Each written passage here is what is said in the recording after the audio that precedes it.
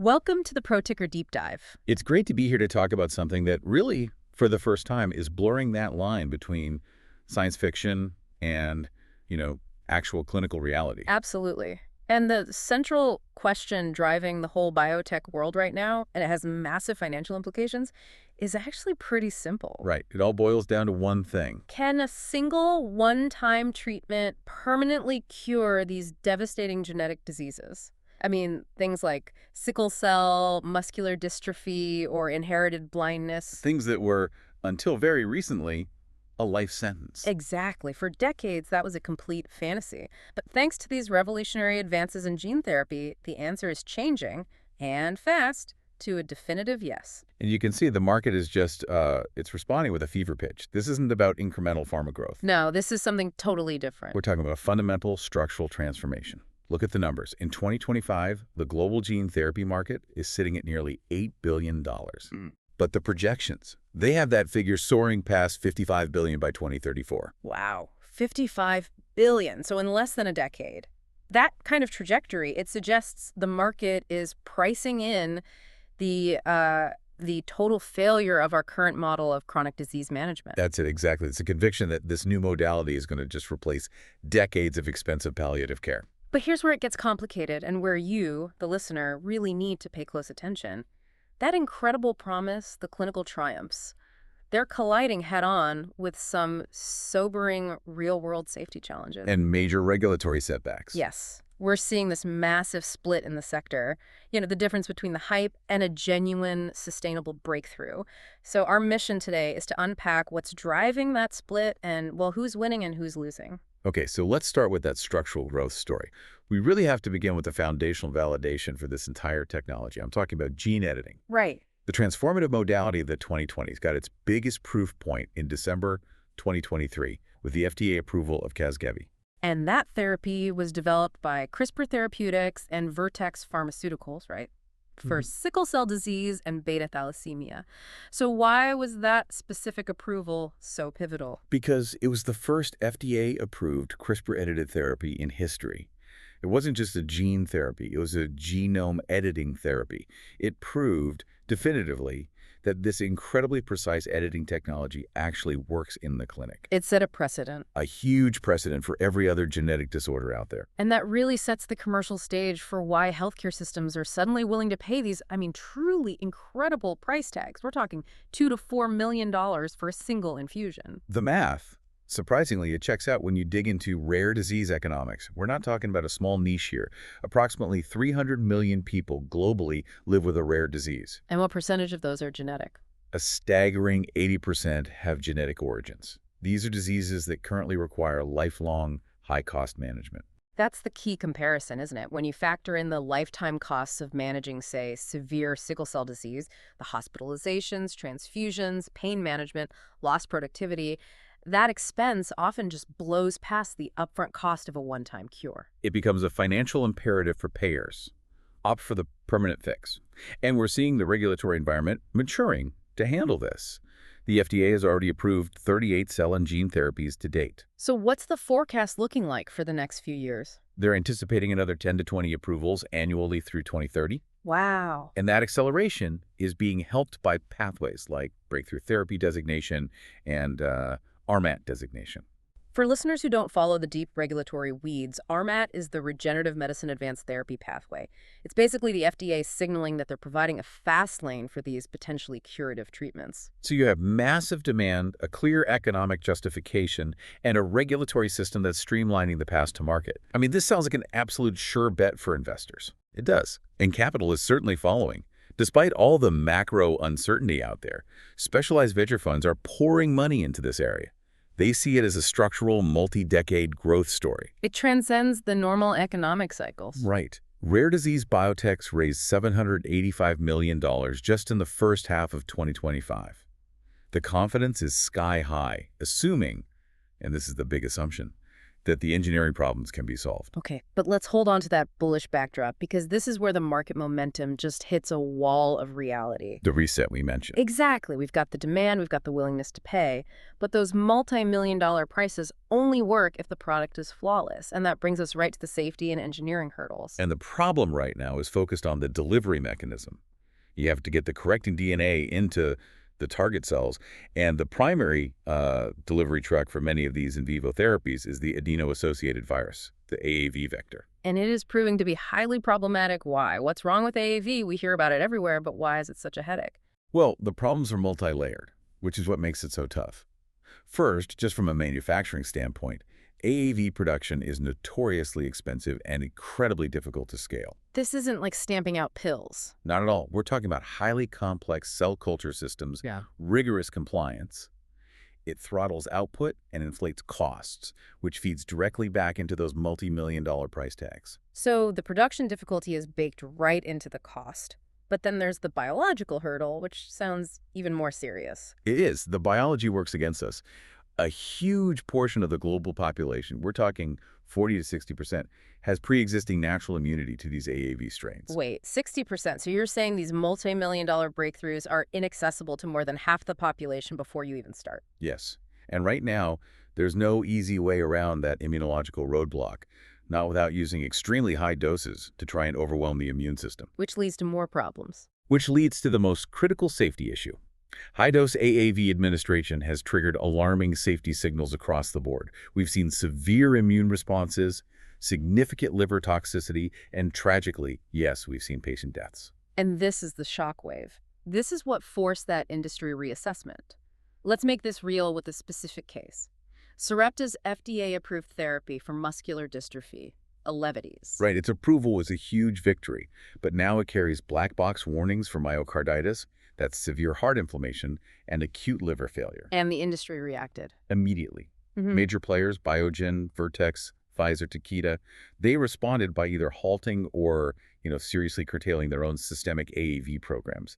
This isn't panic. It's a sober, rational reassessment of the current tech. This safety reckoning, this is the moment the whole investment thesis just splits in two, based entirely on the delivery mechanism. You have to separate them. Let's start with the lower risk group, the ex vivo therapies. Ex vivo, meaning out of the body. This is the platform Casgevy uses, so walk us through why this is inherently safer. With the ex vivo approach, you extract the patient's cells, usually stem cells.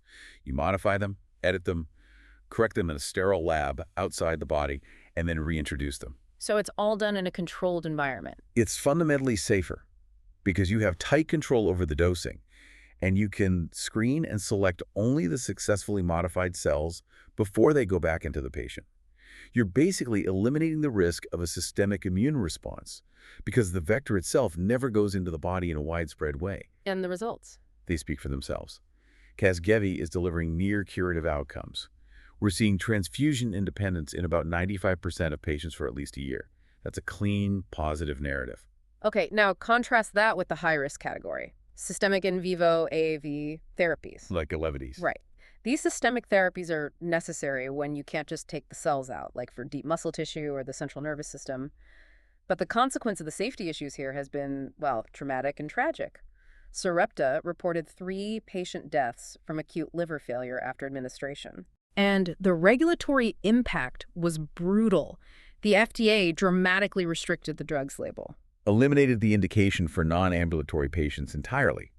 It's now restricted just to ambulatory patients, which significantly cut the addressable market. That's a huge blow. It was a flashing red light for the whole industry. It tells you regulators are going to be hyper-vigilant.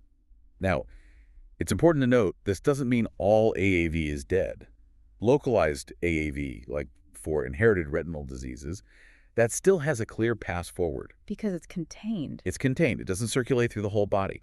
But systemic AAV for large organs, that is absolutely under existential scrutiny right now. And if we connect this all back to the financials, the market's reaction is just stark. You can see it in the stocks in 2025. Let's analyze the 3 key ones. First, Sarepta. They were the poster child. They hit profitability in 2024, $235 million in net income. Proving the model could work. Exactly. But 2025 brought absolute financial capitulation. The revenue guidance was slashed from a high of maybe $3.1 billion down to a high of $2.6 billion. And the stock? The stock collapsed 85% year to date. from over $109 to around $16. It just shows how fast clinical failure translates to market belief. Once investors lose faith in the core platform, the consequences are catastrophic. Okay, then you have CRISPR Therapeutics. They saw a different kind of shock. Their revenue collapsed 90%. Why such a steep drop if their product, Casgevy, is the safer one? That drop really reflects the reality of the launch. Initial Casgevy penetration has been modest. It's a complex, high-cost therapy. It needs specialized centers, rigorous patient prep. It's just a slow-burn adoption curve. So the market has priced in that near-term disappointment. It has. However, their long-term narrative, the potential to expand their platform into oncology and regenerative medicine, that remains intact. Their valuation right now reflects deep pessimism, which makes them an interesting high-risk play for patient capital. And finally, the heavyweight, Vertex Pharmaceuticals. They look uniquely insulated from all this chaos. They are. They generate a staggering $11 billion in annual revenue from their core cystic fibrosis franchise. That provides a fortress balance sheet. It completely insulates them. So their core business is the perfect buffer. A perfect buffer. They hold 60% of Casgevy's profits, so they get the upside from the safe ex vivo platform, but they're down only about 6–7% year to date. They're the definition of diversified resilience in this space. Okay, let's pivot to the future then. Despite all these AAV headaches, the long-term potential of gene therapy hasn't gone away. What are the key drivers for the bull case moving forward? The first and most immediate is Casgevy's inflection point. Global reimbursement is clarifying. The UK's NACI approved it for NHS coverage in September 2025. That's a massive global signal for payer acceptance. And what about solving the AAV problem itself? How does the industry plan to fix these manufacturing and safety nightmares? Well, necessity is the mother of invention. This crisis is accelerating the search for solutions. We're seeing synthetic biology approaches that could potentially drop AAV production costs substantially. Okay, that addresses cost. What about safety, the toxicity? That's where the real innovation is happening. AI-driven vector optimization. Researchers are using machine learning to accelerate the discovery of safer vectors. So they're modeling different versions of the virus. Millions of potential capsid variants, the shell of the virus, to find one that delivers the genetic cargo efficiently, but is basically invisible to the human immune system.